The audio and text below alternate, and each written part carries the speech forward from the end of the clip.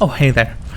Welcome to my office. My name is Zulu. I'm a TTRPG DM, writer, and as the title of this video suggests, world builder. Welcome to my channel. This is my first real video with some effort behind it, so I appreciate the watch. Check out my socials in the description and in the channel information. I have a Twitter where I repost whatever tickles my brain. I have a TikTok where I have some clips when I tried to be a streamer.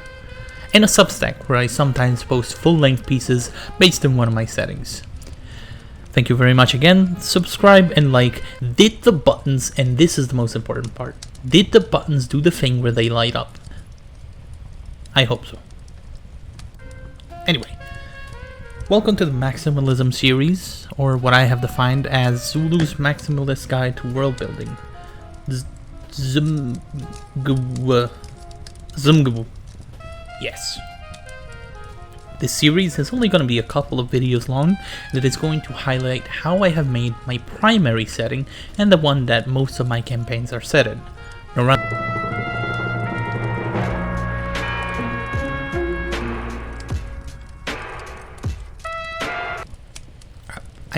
I didn't do that. So maximalism, that really threw me off. Maximalism is the opposite of minimalism.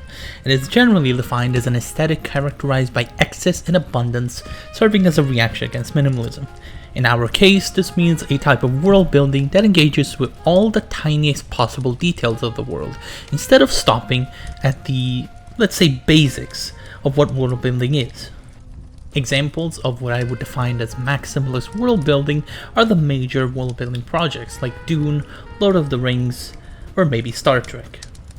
Before we get started, I feel it's important to say that while world building can take different forms such as drawing or visual arts, music, videos, and even video games, this tutorial, which is not a tutorial, will mostly take the form of writing-centric world building.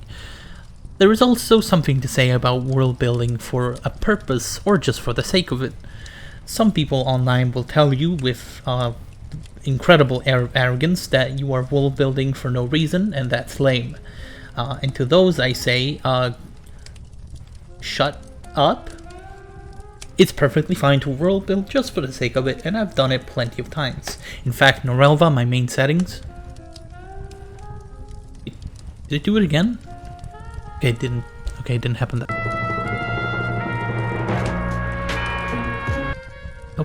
Okay, I don't know how to stop that. What was I saying? Right. Norelva started as a world building project first, and then evolved into a D&D world. So it's perfectly fine to world build for the sake of it. A second warning that I need to give is that this is not a comprehensive guide whatsoever, and I don't claim it to be. This is how I world build and what my process is. Even I don't have as much detail as other world builders and writers that I'll show you just in a second. So, this first video is mostly going to involve the first parts of world building. So the planning, the resource gathering, and all the preparations before you actually get to writing. We're gonna get started right away with what I would define as the first actual step to world building, which is just to have a cool idea. This is the very foundation of whatever you're about to make. And I fear I need to say that there's nothing original. Whatever the quote by that guy was, nothing is original, take inspiration, yeah, he's right. Whatever you make is probably already in some form out there, so don't be afraid to just get going. One thing I will say, especially if you're world building for the sake of a TTRPG campaign, a D&D game, or something similar, is that you really shouldn't try to force it. I would use a pre-made setting or do something simpler. I have made the mistake of forcing a world building idea for a sci-fi TTRPG game that I wanted to make, and I'm still not particularly happy with the result. So there's a word of warning. Having a cool idea, the first step, is probably going to take a little while. And again, don't force it. But once you do, or maybe once you have a little inspiration, the first thing that you should actually do is try to pick a genre to settle in. It will be a lot easier to find resources and inspiration if you actually have some sort of genre pre-made that you can find a niche in. My advice in this case, and take it with some grains of salt, if not a full jar, is to find some kind of original genre that's not particularly explored, like for example biopunk. Examples being Space Warlord Organ Trading Simulator, yes that's real, I checked. Scorn, which was really cool but kind of just disappeared, or Rot Flesh, which is just plain cool. You can also try Diesel Punk, examples being High Fleet, Jesus Christ, I really don't know how to play this game. Iron Nest, which I'm really excited about, and Panzerverteidigungskanonen-Kommandant. I don't know why everyone has such a big problem with that, that's easy to say. Which I am really excited about and I can't wait for it to come out. In addition to that, you could try to use variations on already present tropes, like cyberpunk but or steampunk but, and add something after the but. Something like cyberpunk but underground, or steampunk but in space. Alternatively, you could just do some plain weird shit, like China Miéville's The City and the City, by far my favorite book, which tells the tale of two cities which inhabit the same geographical location, but which by law and by some strange supernatural government agency cannot recognize each other. It's a really cool book, check it out. One major piece of advice that I can give you in addition to picking a genre is to find 2 or 3 major inspirations for your setting. By settling into a genre and then picking some inspirations from that genre, you'll find resources a lot more easily. For example, if I made a world that's inspired by 80s sci-fi and horror, I can use Alien as an inspiration. And then I can use cassette punk as a genre, very underrated. And I can use Mothership, the TTRPG Mothership, and I believe there's an official Alien game, I have no idea, I'm gonna look like a fool, as inspiration or to take resources from them. And while it might seem counterintuitive to tell you to look for stuff that already exists and to find something that your setting looks similar to, the problem is that the more niche your setting, the harder it will be to find maps, drawings, and other resources, unless you are, of course, an artist. It's certainly going to be easy to find medieval or fantasy resources, but if I made a medieval biopunk space game, sure, I'd probably have a pretty hard time. A couple final pieces of advice that I can give you are to find other major world building projects to take inspiration from, such as the SCP Foundation, a really famous one, Mystery Flesh Pit National Park, yes it's real, yes I love it, and this is elite ball knowledge, Darwin 4. Darwin 4 was a sci-fi documentary based on an alien planet with some absolutely insane biology for the aliens. It was incredible. If you are making some kind of sci-fi planet, I recommend you watch it. Some more niche references are Milmint, I believe that's what it's called, by Veclay on Twitter, who in my humble opinion is the best world builder out there. Waybound by NJ, and the Champlain Group. In addition to just world building, just consume media related to your setting. Again, if your setting is 80s sci-fi horror, watch all the Alien movies. Honestly, just watch the Alien movies, they're cool as fuck. And the final piece of advice, which depends if you want to take it into account or not, is to find an audience.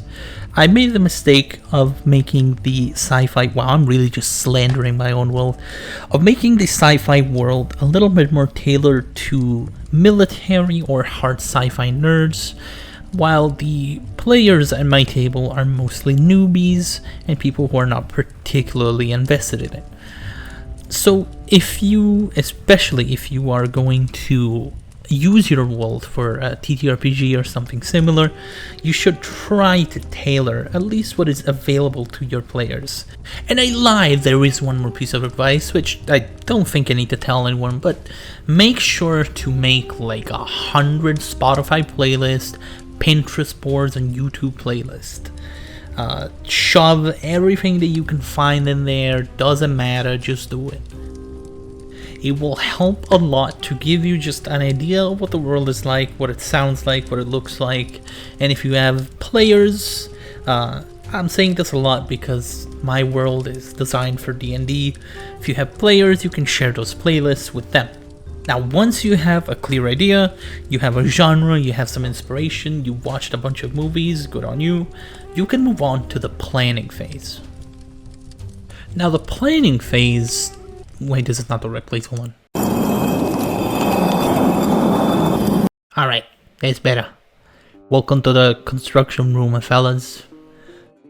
Once you have a cool idea, you can start building and planning and stuff, and hopefully your building isn't gonna collapse. In order for your building not to collapse, what the fuck is this accent? You need foundations. In our case, these foundations are where the world is actually gonna go. There's mostly 1 to 3 methods. The first one being just pen and paper. It's reliable, it's flexible, it's essentially free. You can make drawings, add notes, stick stuff on the pages, stuff like that. Of course, it's harder to translate that to online, show people, especially if you play online or if you have friends online. But hey, it's pen and paper. What could go wrong? The second is some kind of document software, Microsoft Word, OneNote, or similar. Or, what gets my Zulu stamp of approval, the Google Suite. And notice how I said the Google Suite. A lot of people think that Google is just Google Docs, but you have Google Slides and Google Websites, which I will talk about just in a second. Even just Google Docs is free, you have basically endless storage and decent customization. There's plenty of templates available online, and if you're handy, you can copy entire web pages, wiki pages, and other stuff, as I've done with some projects and just hobbies. The third option, which I don't recommend for beginners, is wiki websites. This is a tricky category to go through due to paywalls, complications, and other technical issues that might drain your energy, which you need to worldbuild. Worldbuild? I've personally never really used any of these, but there's a few that are quite popular. The first one being Obsidian MD, which has the main thing that everyone uses, and I refuse to, you will never convince me. MediaWiki, which is really complicated, but it is the same system that Wikipedia uses, so it's very recognizable. And there's also just a bunch of websites with weird names like Kanka, TiddlyWiki, that's real, Mirahiz, and dedicated RPG tools like World Anvil, Legend Keeper, and others. These are generally the best options. I don't recommend using something like Discord unless you're making a roleplay server or something similar, as that's not really the safest place. You don't want to lose weeks or months of writing just because a server got deleted. Now, going back to the Google Sites idea, I want to show you a website that I'm currently working on for another setting. Just to show you the capabilities of Google Sites, which admittedly are not that much. It is a relatively simple piece of software. It's free to use, so it's accessible to essentially everyone. It has some pros though. It's very easy to insert things. You just do text box, images, embed. You can do embeds. You can find a lot of different plugins online, but I don't use them just for simplicity's sake. There are pre-made pages, themes, and templates, content blocks. It's very simple, very easy to use. It's easy to organize. You have pages and sub-pages. And there's a lot of different themes online. This one that I'm using for the other websites that I have was by I Make Templates. It's going to be in the description. Thank you very much for the lovely template. And of course, another pro is that you have a Drive connection, so you can just input your docs, your slides, your sheets, even your forms, in case you have that, right into your website, and it's going to implement really, really well. There are some cons. Inserting images is really clunky. You can't insert it freely because, as you can see, it all works in a sort of block system. If I do that, the image takes over this entire area, so I need to move it back down. It's a little bit clunky, but if you get used to it and you do some trial and error, you can get it to work and look quite nice. And then we'll show you a couple of finished websites just in a second. One pro/con, depending on what you think, is that given that it is Google, you have access to Google fonts, so you can look up fonts directly from here, which does mean that you cannot use custom fonts unless they are already present in the library. You can't use them. And another con is that the website do look kind of ugly. They can be a little basic, and admittedly that's not a bad thing. I prefer accessibility to looks, but that is something to keep in mind. Something else that I can really recommend is Namecheap. I'm not sponsored or anything, but I don't think I can be. But this is where I got the URL that I'm using for the other websites. Really, really, really cheap. As you can see, you can get some .com or .net or .org domains for very little a year. And while it's not necessary and the Google Sites default URL doesn't look that bad, I think it adds a little bit of professionality that really spices up a Google site. Now, just to keep the mystery alive for Norel, Jesus Christ, I don't know how to stop that. Just to keep the surprise alive for Norel, okay, I think if I don't finish the word, it doesn't do it. I'm going to show you another website. This is Sol 2400. This is my sci-fi setting. And you can see this is a finished, fully finished website. It doesn't look bad. For a free website creator, as opposed to something like Wix or a wiki, it serves its purpose. And since, again, these are mostly to be used by players when we play or to make characters, I don't mind the added accessibility of a very simple layout like this. So now you have an idea, you put the idea in a place and you can start making your world. The next part is going to mostly give you some resources that you can use to get started. In the next video, we're going to go over how I made that one and what my process was. But first, I'm going to give you some useful stuff that you can use to do your thing. Now, when it comes to resources, pretty much everything that I can talk about is already mentioned here. This is what you should probably refer to the most. It is the r/worldbuilding resources master list. It is a little bit old. It was updated in 2024, which is why a couple of things that I'm going to tell you are not on here. These are Zulu surprises, little treats, if you will. Once again, I need to highlight the nicher the setting, nicher? I don't think that's a word. The more niche the setting, the less resources you're going to find. But this is probably going to cover everything that you need. It has map making software, guides and tutorials for people, religion, beliefs, a dedicated sci-fi tab, a tab for generators, map generators and similar, and some miscellaneous information, even links to wikis, writing organizers, and similar.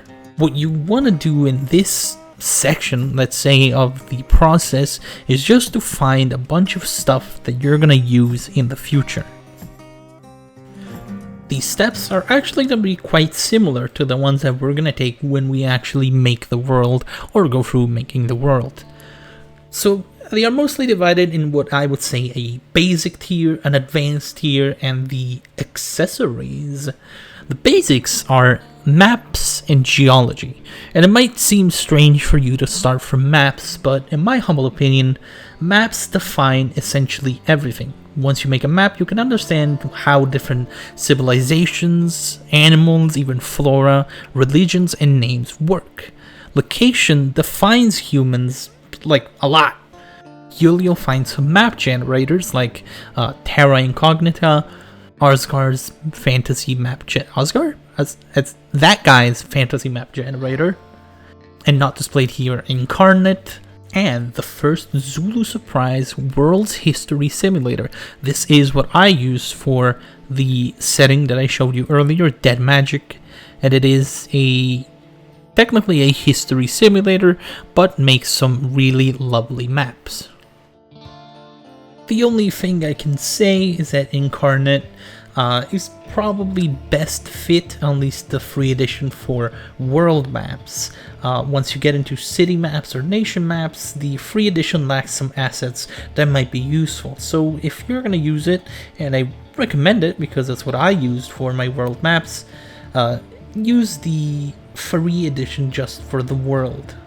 When it comes to city maps, I can highly recommend this one, Stalberg's map generator, which honestly I could just kind of like just keep doing this for like 2 hours. Oh hell yeah, look at that. That's awesome. In ProcGen Arcana, this used to be a couple of websites thrown around the internet, but now it's all in one beautiful website where you can go with realm maps, city maps, village maps, all the way down to singular dwellings. Really cool, highly recommend this. Now when it comes to sci-fi, you probably have fewer options, unfortunately, at least when it comes to galaxy maps. This is Sectors Without Number, which is based on the Stars Without Number system, and it makes little hex galaxies. If you're not interested in something like that, your best bet is probably going to be to just use real pictures of galaxies, maybe using Space Engine, or even games like Stellaris to take actual pictures. One niche, unfortunately, website that I can recommend is Rim Space Planet Generator. This became, it kind of came out of nowhere, and it is a really visually cool website that you can use to randomly generate planets. I can change every aspect of it, and it is going to reflect in the properties. I can change the name, I can change these properties here, I can change the points of interest, the database. You can even toggle this off to hide any information to, for example, your players. Another really niche thing that I used was actually Dungeon Painter Studio. It might not seem like it, but I managed to use this for the blueprint of a ship by using a mod which added assets from the Alien games or movies. And hopefully I'll put a picture of what the map looks like just here. Yet another, oh I don't miss, another somewhat niche tool to use is Space Station Architect. I haven't actually used it, but it looks really cool, and I always gotta recommend smaller creators, so give it a look, especially if you're looking for space stations together with the Dungeon Painter method that I showed you earlier. It might just be the best bet. Two final websites that I can recommend are Derelict Station Generator, which is this one. I believe I have used it for a couple of dungeons. You can generate spaceships, stations, and it will give you a PDF. You can make flight mode. Oh, my eyes. Hide the grid, and so on. I don't think you can change the specific rooms, but it is still good if you're just doing maybe a sci-fi game and you just need a randomly generated station. Now, saving, well, maybe not the best for last, but certainly the coolest for last, is Newt Blueprint Builder. This is similar to the Dungeon Painter Studio I mentioned, but with a dedicated creator. I'm not even going to try to use it, but you can draw blueprints, add the icons from the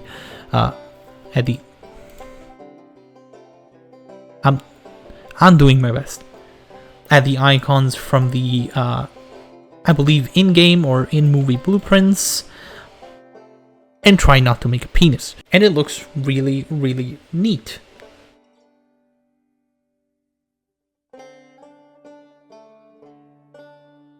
I'm getting distracted. The final aspect when it comes to map making is something that can be optional, which is biomes and geology. This here is the biome picture guide offered by one of the members of the subreddit, Electrophorus, who has essentially created an entire guide on how to make a accurate sort of biome according to, as far as I understand, the Köppen classification. The Köppen classification is essentially how Earth biomes are divided: tropical rainforests, hot deserts, cold deserts, tundras, and so on. It's really up to you if you choose to go this far. I did, but I did not particularly use it in the long term. I used it to, let's say, set up the start of the world building, understand which civilizations lived where, and then sort of use it a little more loosely. Another cool website is Blue Planet Biomes, which has a similar, but I think slightly less detailed view of the biomes. You might use this for interpretation, for example, what the taiga biome looks like, the details for that biome, and so on. If you have people that are from a cold region, you might want to take a look at the Arctic region. If you have people from a Mediterranean region, you can look at the deciduous forest biome. Damn, I said that first try, that's crazy. Moving on to the advanced part of the resource collecting process, I would divide this in two primary, I love lists, two primary, let's say, things to keep in mind. The first one is people, and in people I shove in religions, folklore, architecture, cuisine, art, technology. This is your bread and butter, your meat and potatoes, your tomato and tomato.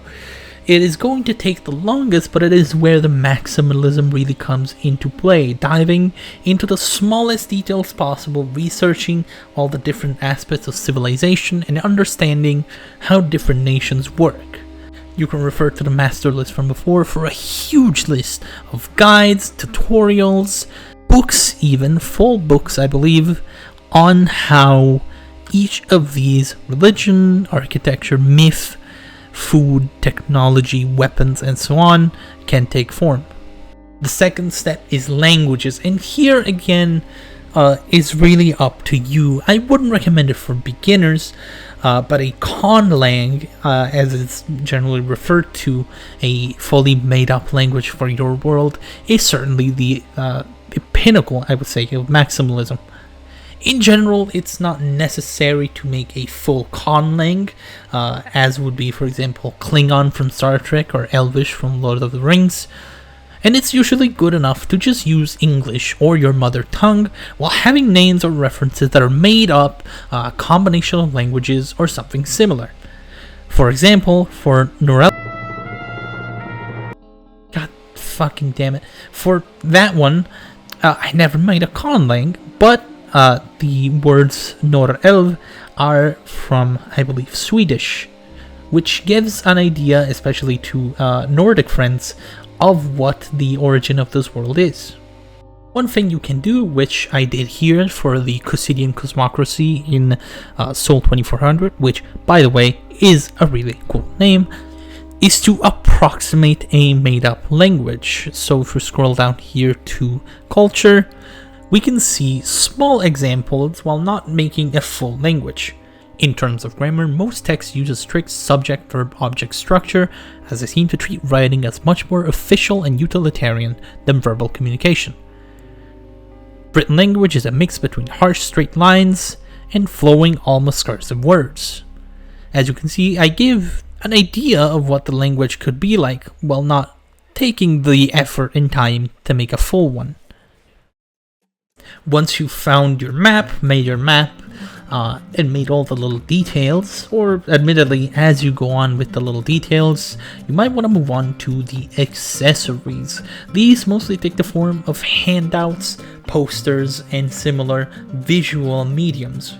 There are thousands of generators and websites depending on what you need. You'll probably find something. When it comes to fantasy, I can never recommend enough Roll for Fantasy. You might know this from the name generators up here. It also has a huge number of creators, tools, and other things that might help you, even not particularly just for fantasy. Another website that I can recommend, at least partially, is RPG Portrait. Ignore the AI generated token, I really don't support that, but they do have this RPG letter handout creator, card creator, and even some D&D references that might be useful. Unfortunately, given the medium that is fantasy, you are mostly going to be limited to letters, maybe pieces of paper, and similar. If you're making a modern or maybe 20th century setting, a very, very, very underrated place I can recommend is Cthulhu Architect. This is probably my strongest recommendation. This is an extremely underrated website, which, in addition to having maps and assets for Call of Cthulhu games, also has the handout generator. This is an enormous list of all kinds of different handouts that you might want for your world, even blood test reports, book spines, newspaper clippings, monitors, cassette tapes, DVDs. Literally, I have no idea what I'd use half of this stuff for, but by God, it's really goddamn cool. Additionally, you could also use websites like TweetGen or Post Simulator to make things like Facebook posts, emails, and stuff like that. But I really can't recommend Cthulhu Architect enough. It's free for the most part. Some of these might be locked to a supporter sort of tier, but honestly, if you have a little bit to spend, I highly recommend supporting them. When it comes to sci-fi, you have a lot of options, but they really depend on what you're doing. It depends, for example, if your setting is more alien, such as what is on screen right now. If you can read that, you know what that says. Or if you have a more esoteric sci-fi setting. I can certainly recommend Tomala's RPG Handout Builder, which has the CRT screen and the sci-fi hologram. It might be cool to use these, or especially if you're using a cyberpunk style setting, Corgi SPS's Data Shard template. This is really, really cool, really well made, props to them. And in addition to that, I will have in the description for you a link to a PowerPoint template, which is entirely in the style of Cyberpunk, just throwing it out there.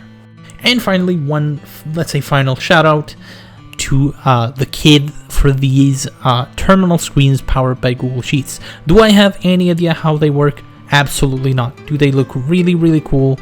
Absolutely yes. I will have a link for that in the description as well. So really, that's it. Once you have an idea, a place to put the idea, and have a bookmarks bar full of Reddit posts and websites with really weird names, you can start writing. You can start now even, or you can stick around to see the next part, in which I'll go through what my process was when making Norel. It's okay that the joke is getting stale. And I will use a couple more projects for other examples. One final tip, hold on, let me get back to my office. Okay. One final tip that I can give you is to buy a notebook or have your notes app ready to go. As I walked around, sat on a bus, took a shower, watched or played something, I'd get ideas for details to add, things to do, and it's really easy to forget them, especially as age advances. Write them down so you won't. Write everything down. A cool episode of a show that you watched, the title of a song, a quote, a place, anything can serve as inspiration. For example, one time I went to Sicily with a cruise and I saw a really cute newspaper seller booth. So I took a picture of that and added it to the setting. I'm so scared. To the setting as a little detail. So again, thank you very much for watching. I had a lot of fun making this, and I will see you in the next video where I will get to flex. Just do it one last time, I guess. When I will get to flex my favorite setting, no round.